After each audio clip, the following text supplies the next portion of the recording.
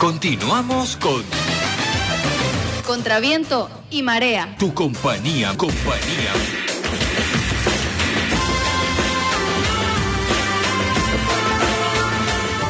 Continuamos aquí en Radio Oriental 96.1 en tu programa Contraviento y Marea, esta revista informativa y de opinión que se emite todos los días de lunes a viernes de 7 a 9 de la mañana. Nos puedes escuchar a través de la web www.radioyambae.com. En El ser y la nada, Jean-Paul Sartre aseveró que ningún hombre podría disociarse de su pasado. Es cierto que, por fortuna, podemos cambiar, incluso relegar toda convicción defendida en épocas anteriores. Empero, la historia deja sus marcas imborrables, salvo que procuremos negarla o tergiversarla. Si esto es válido a nivel individual, tiene también sentido desde la perspectiva colectiva. En consecuencia, para conocernos mejor, es imprescindible asumir con seriedad la tarea de conocer lo pasado, más aún cuando hay quienes se aprovechan políticamente de aquello. Acentúo todo esto porque en la historia latinoamericana existen algunos pasajes que han sido objetos de claras y criticables tergiversaciones. Por supuesto, la violencia revolucionaria de los 60 y 70 en el siglo XX es uno de esos acontecimientos que conviene remirar para evitar dicho problema. Dado que se destaca lo que pasó en Argentina, un argentino nos acompañará en este afán y alguien que aprecia la libertad y desde luego se destaca por la racionalidad. Es Gabriel Gazabe, quien una vez más vía Skype desde Argentina nos acompaña en Contraviento y Marea. Él es investigador, analista en el Centro para la Prosperidad Global en The Independent Institute. Tiene estudios en el ámbito de la economía, administración de empresas, derecho y ha enseñado en distintos lugares. También cuenta con publicaciones que llevan su firma y se ha desempeñado igualmente como profesor visitante en el Departamento de Economía de la San Jose State University en San José, California. Muy buenos días, Gabriel, y gracias por estar una vez más en Contraviento y Marea. ¿Qué tal? Buenos días, Enrique. Muchas gracias a ustedes por invitarme a participar de nuevo. En el libro La libertad y sus enemigos, Carlos Alberto Montaner denuncia que si bien todas las personas son responsables en algún grado de los problemas que se han experimentado en América Latina, desde la corrupción hasta el autoritarismo, la principal acusación debería recaer sobre las élites y entre esos grupos que dirigen cada estamento de la sociedad se hace mención, por ejemplo, empresarios, curas, militares, intelectuales y, cómo no, revolucionarios, porque quienes defendieron con violencia sus convicciones doctrinarias, ideológicas, merecen también un análisis y, naturalmente, justificarían que uno los esté señalando como parte del problema que sirve para explicar el desarrollo en esta parte del mundo.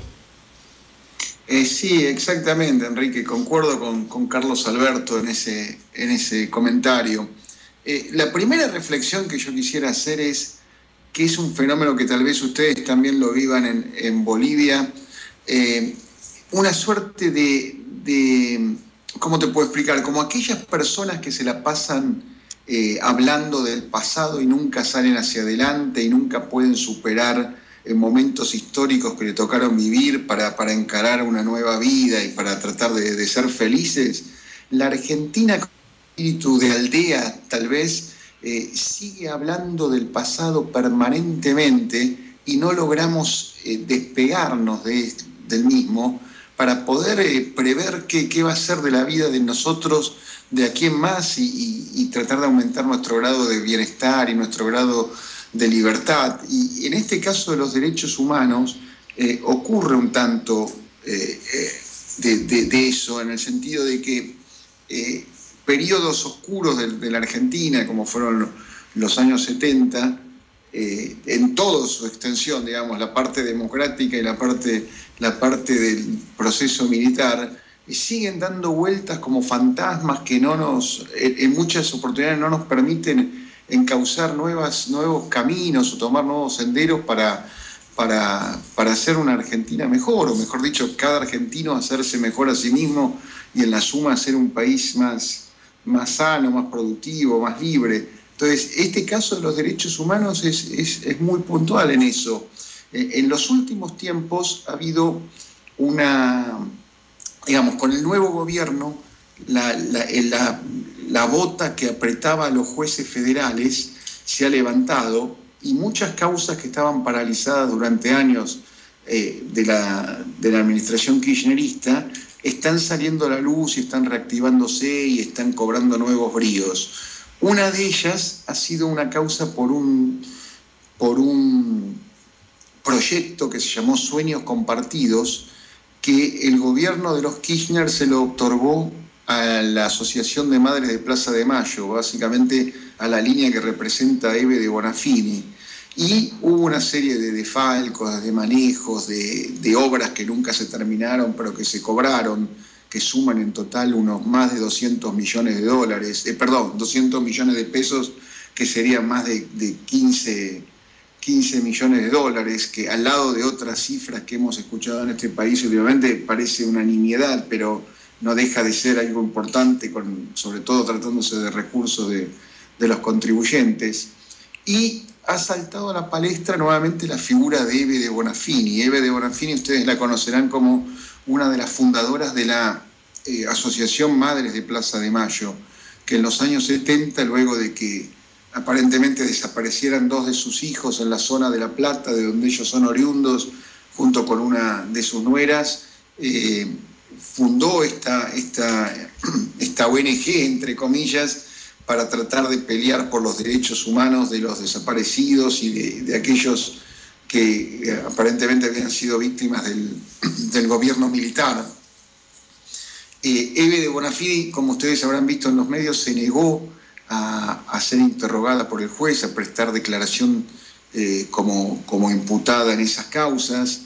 El juez en un primer momento, hace unas semanas atrás, intentó detenerla y llevarla a comparecer por la fuerza, que tal vez es lo que ella hubiera querido, porque la foto de policías arrastrándola en la Plaza de Mayo hubiera recorrido todo el planeta inmediatamente. Finalmente eso no se dio.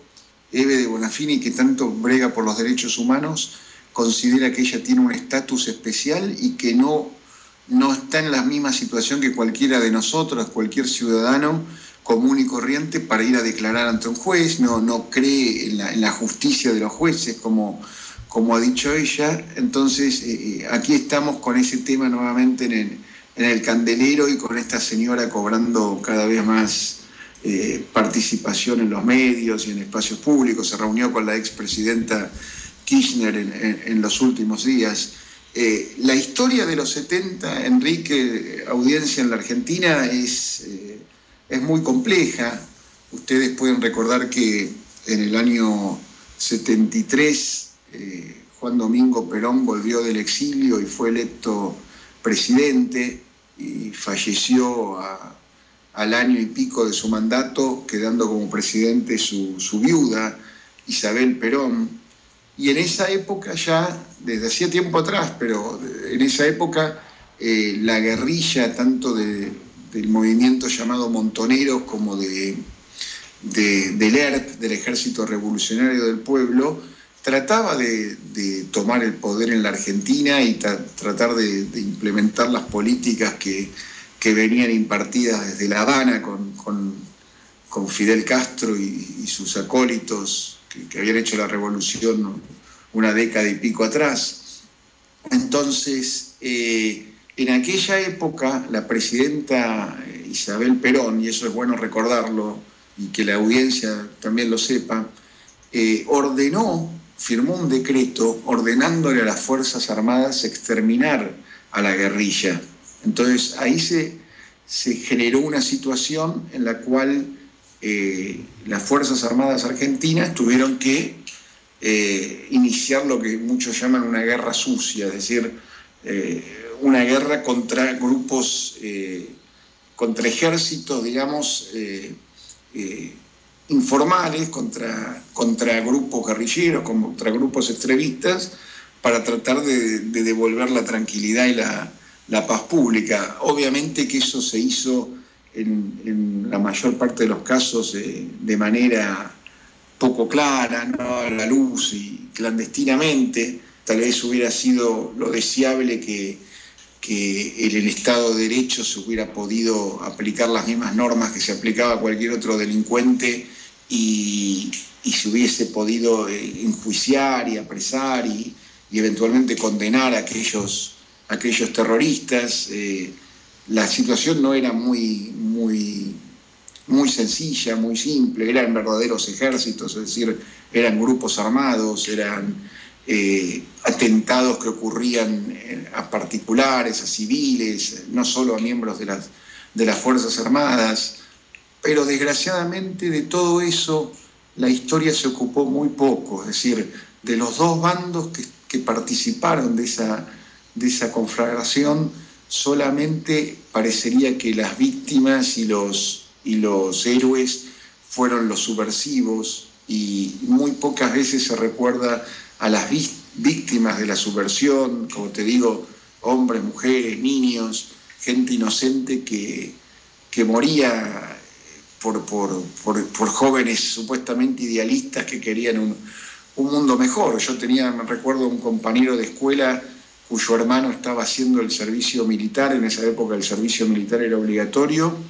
y estaba en un comedor almorzando este muchacho con otros soldados, y una bomba de uno de estos grupos subversivos voló ese comedor y este chico murió. Y él no era un general, no era un brigadier, no era un comandante de ningún arma, simplemente era alguien, un ciudadano, al igual que los terroristas, que estaba ahí porque lo habían puesto a cumplir una obligación, y murió. Y nadie habla de eso.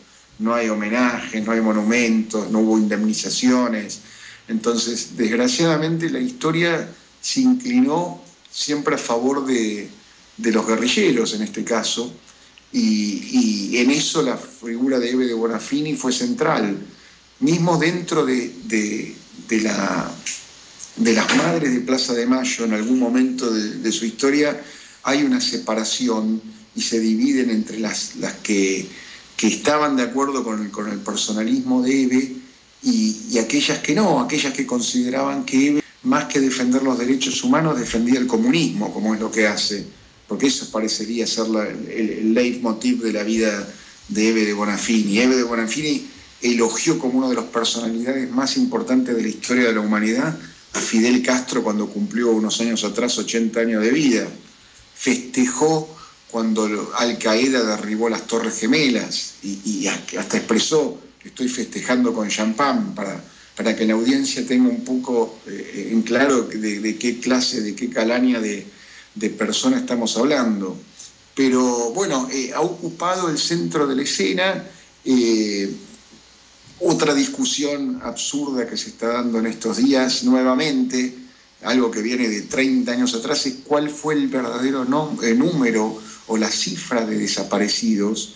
En algún momento en los años 80, cuando hubo todo ese revisionismo y todo ese digamos, hacer una especie de raconto de lo que pasó durante la dictadura militar, alguien tiró la cifra de 30.000 desaparecidos, que no tiene ningún sustento probatorio, ningún respaldo documentado, pero quedó como un eslogan que los desaparecidos fueron por lo menos 30.000, y no es así, digamos, no sé cuántos habrán sido. El otro día el presidente Macri mismo dijo: es una discusión en la que no quiero entrar, algunos hablan de 9.000, otros hablan de cifras mayores o menores.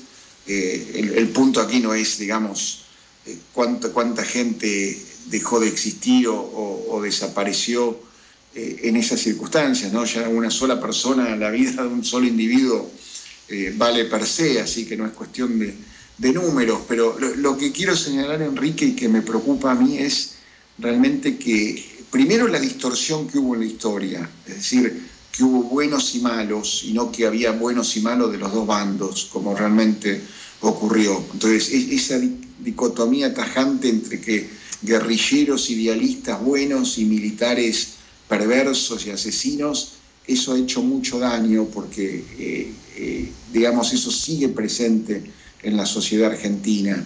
Y por otro lado, lo que decía al comienzo de mi intervención, esta idea de tener un ancla de la cual no podemos zafar y seguimos pendientes de personajes y de temas que tanto daño le han hecho al país, en vez de poder rehacer nuestra vida como argentinos de cara al futuro. Es decir, Tú fíjate que, no sé si llegan las noticias por allí, pero en la Argentina las principales figuras del gobierno que se fue en diciembre siguen hablando por los medios, siguen haciendo actos, siguen haciendo manifestaciones políticas, en vez de tener un poco de decencia y hacer un paso al costado y decir, bueno, cumplimos nuestro mandato, ahora le toca a otro presidente, la gente lo eligió, está ahí democráticamente, nosotros no debemos, digamos, ya entorpecer una nueva administración, como ocurre en tantas partes del mundo, digamos. En Estados Unidos, Bush se fue a su casa después de 8 años, Clinton hizo lo mismo, Obama hará lo mismo el 20 de enero del año próximo, y ponen su librería, su biblioteca y se dedican a fundaciones, pero no están hablando permanentemente para empañar lo que el gobierno que lo sucedió hace. Bueno, en la Argentina esos mismos personajes siguen apareciendo y llenando espacios en los medios, y bueno, yo lo veo realmente con preocupación. Hace algunos años, cuando visitó Argentina, precisamente el gran intelectual Svetan Todorov hablaba sobre la necesidad de no mirar el pasado solo desde una perspectiva. Era imprescindible hasta que se produjera por parte de la ciudadanía una verdadera reconciliación con ese pasado. Está claro que no podemos vivir de los tiempos pretéritos o utilizarlos a nuestro antojo, porque lo fundamental es avanzar a partir de las enseñanzas que se hubieran aprendido. Lamentablemente hay lecciones del pasado que después admiten cambios radicales y que producen una serie de actuaciones que naturalmente tienen que ser criticadas. Por otra parte, respecto a esa violencia, conviene igualmente subrayar que si bien tanto fines como medios deben idealmente ser compatibles con la dignidad humana y procurar cambios que no alienten la destrucción del prójimo, existen casos muy puntuales en los cuales la violencia hasta podría ser empleada desde la perspectiva de quienes están hablando de terminar con una verdadera tiranía para restaurar un orden signado por la libertad. Pienso hasta en actuaciones muy concretas como el famoso tiranicidio que acabó con la vida de Rafael Leónidas Trujillo en República Dominicana. Y planteo todo esto porque uno piensa en cuál habría sido la meta conquistada por los experimentos violentos y fundamentalmente aquellos que generaron zozobra en la sociedad argentina, ya que a diferencia, me imagino, de lo que se pretendía en la República Dominicana, pues no se buscaba instaurar un orden que destaque por el respeto a las libertades individuales, sino por el contrario, el propósito de estos grupos que hablaban de liberación y no de libertad, precisamente tenía que ver con establecer un régimen que no dé sitio a las libertades, tal como sucedía con los otros gobiernos, incluyendo el de Castro, que eran el modelo a seguir. Sí, claro, Enrique, es decir, tú lo has dicho muy bien, me encantó esa expresión que tú dijiste de buscaban la liberación y no la libertad. Lo que ha ocurrido en Argentina básicamente es que esos grupos en su momento... Yo te diría que la cuna de todo esto ha sido la Cuba castrista, es decir, la que ha irradiado estos movimientos por nuestro continente ha sido la revolución cubana, desgraciadamente, y nuestras defensas institucionales, nuestros sistemas democráticos, nuestros sistemas legales no estaban tal vez preparados como para enfrentar una situación como la que nos tocó vivir en los años 60, 70 y otros países todavía más avanzados en la historia, ¿no? En el tiempo. Piensa que Eve de Bonafini, por ejemplo, era una gran admiradora, o es una gran admiradora de la ETA, de la FARC, de otros grupos revolucionarios y guerrilleros en América Latina y en Europa, y de Al Qaeda, como te decía recién, cuando festejó el derribamiento de las Torres Gemelas. Lo que ocurrió en nuestro país, Enrique, es que cuando asumieron los Kirchner, vieron que preocuparse o fingir preocupación por los derechos humanos y por ese pasado argentino era redituable. Es decir, los que los conocen y saben la trayectoria de los Kirchner saben que en los años 70 los individuos no se dedicaron nunca a los derechos humanos y les importó un bledo, y como abogados jamás interpusieron un simple habeas corpus para sacar a algún compañero que había caído en prisión por los gobiernos de aquella época. Es decir, esta gente vio como un negocio, vio la beta de un negocio millonario cuando llegaron al poder en 2003, y ahí potenciaron a Eve de Bonafini y sus amigos, llenándola de universidades, de radios, de fondos para planes de vivienda, una asociación de supuestamente defensora de derechos humanos que tenía que hacer erigiendo viviendas o haciendo proyectos edilicios, no hay nada. Era simplemente una forma de canalizar dinero que vieron que tenía una puerta abierta en ellos. Entonces, el problema que yo veo, Enrique, es que, como lo hemos dicho tantas veces aquí en el programa, en materia económica, los niños en las escuelas, así como solamente han escuchado que los controles de precios sirven, de que el keynesianismo reactiva la economía y que el mercado es una basofia que lo único que genera es miseria y desigualdad. Bueno, los niños en la Argentina desde el jardín de infantes solo han escuchado que en el conflicto armado que el país vivió en los 70 hubo un grupo que eran unos cretinos, que eran las Fuerzas Armadas, y una gente maravillosa que eran esos jóvenes barbudos y de pelo largo que combatían por la liberación del continente. Entonces, eso han formateado tanto las mentes de nuestros niños, y algunos que ya no lo son, que es muy difícil revertir eso y lograr que en un aula un docente explique las dos campanas, explique cómo fue la historia de verdad, cómo a los chicos en los años 70 los padres les decían, mirá, no pases por un bulto, no patees una bolsa que haya en la calle porque puede ser una bomba, y así ocurría, y cómo la gente cambió su forma de vida simplemente porque había unos idealistas, entre comillas, que querían un mundo mejor según ellos, y la sociedad era un caos. Entonces, lamento que sea un proceso tan difícil de revertir, digamos, sobre todo el proceso educativo, que es lo que a mí más me alarma, ¿no? Y más me interesa. Buenos días, Gabriel. Mauricio Mendívil te saluda. ¿Cómo estás, Mauricio? Buenos días. Gabriel, ya vos hacías y señalabas un poco acerca de Bonafini, de la dictadura. El jefe de Estado argentino se refirió a la última dictadura militar como una guerra sucia. El premio Nobel de la Paz, Jaime Pérez Esquivel, respondió que no hubo ninguna guerra sino una represión brutal y un avance sobre el poder constitucional por parte de las Fuerzas Armadas. ¿Cuál es el análisis que haces, Gabriel, de ambas declaraciones?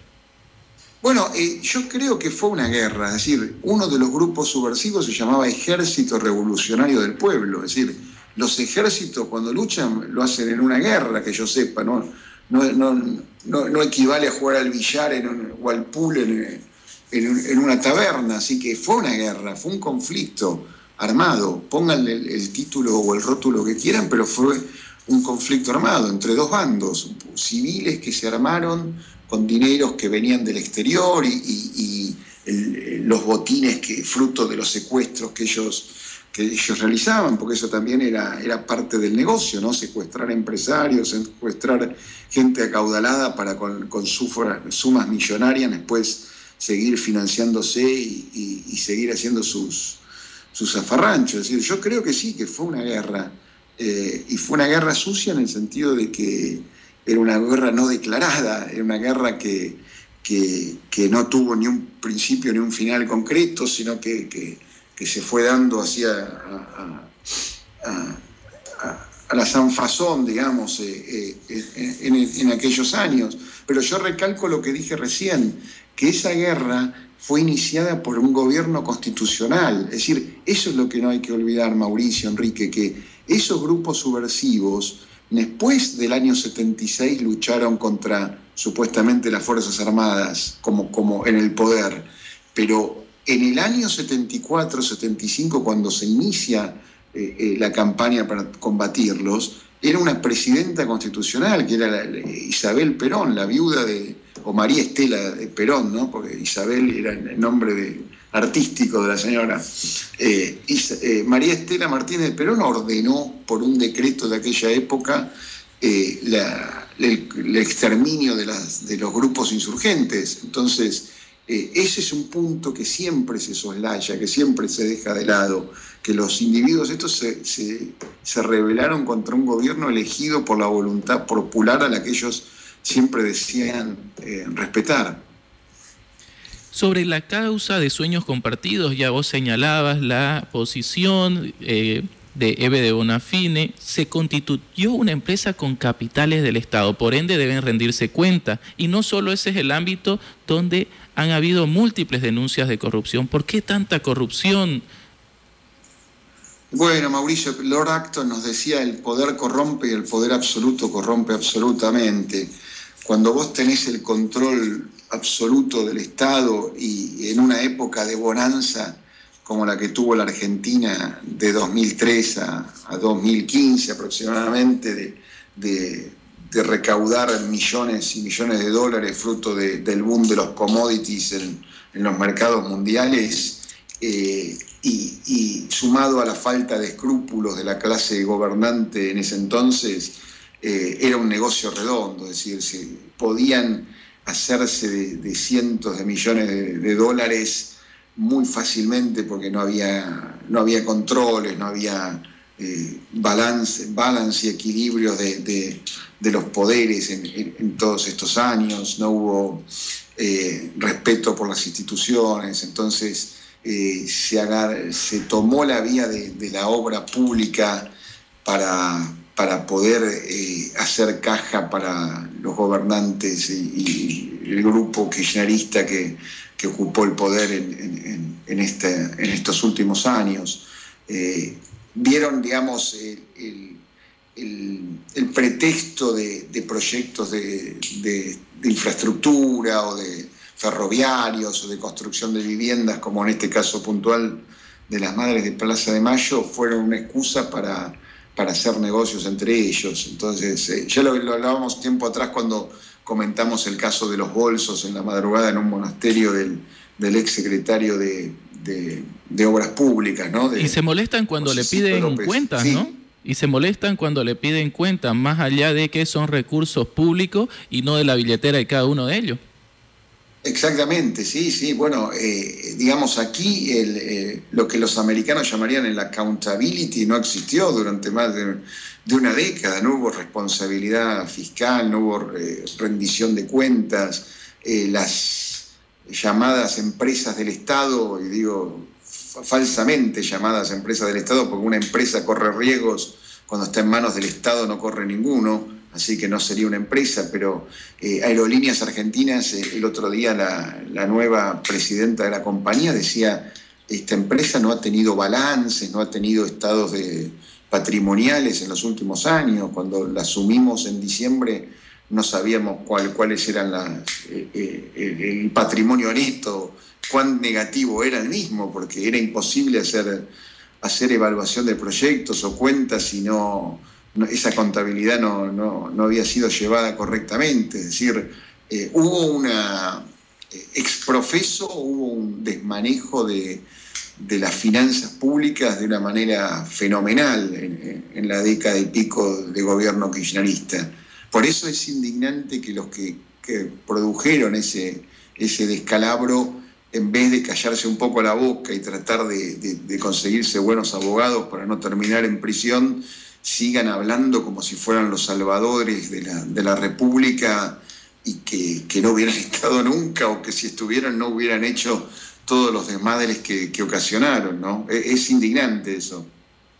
Respecto a estos jóvenes que tenían espíritu guerrillero, es cierto que sus conceptos, planes y aún sistemas eran insostenibles, tanto racional como éticamente, pero por lo menos algunos experimentaron conversiones que pueden ser calificadas de loable, consintiendo más la libertad en vida. No obstante, hay todavía varios que persisten en ese despropósito ideológico, aunque también existen otros sujetos que simulan estar de acuerdo con los postulados de la democracia y la libertad en sus distintas dimensiones, pero llegado el momento de actuar ya de manera genuina y auténtica, muestran que no han abandonado esas taras que causaron tantos problemas a nivel de su propia sociedad. Sí, es así, Enrique, sí. Las taras siguen presentes en la mayor parte de los casos. Ha habido de todo, como tú dices, ha habido conversos, ha habido algunos que se han reciclado y se han introducido en el sistema republicano y tratado a través de la contienda política expresar sus ideas o implementar sus proyectos. Otros han desaparecido, están en el exterior, dando cátedras en distintas universidades, básicamente de Europa. Otros son elogiados como José Mujica, ¿no? Bueno, tú dices del presidente uruguayo. No, claro, digo, sin justa razón en ese caso. No son elogiados y no se toma en cuenta qué sucedía antes y cómo quedan todavía esas ideas. Sí, claro. Sí. Es decir, por más que intenten muchas veces disimularlo y tamizarlo en puntos importantes que hacen a discutir cómo organizar una república o la vida institucional, en algún momento deslizan esas taras, como tú dices, y muestran la hilacha de aquellas viejas ideologías que pregonaban 30 años atrás. Muchísimas gracias, Gabriel Gazabe, por haber estado en Contraviento y Marea, abogado, máster en Economía y Administración de Empresa, investigador analista en el Centro para la Prosperidad Global en The Independent Institute. Gracias siempre por haber compartido estos minutos con nosotros. No, gracias a ustedes, Mauricio, Enrique, por siempre ser tan generosos conmigo. Un abrazo a la distancia, saludos a la audiencia.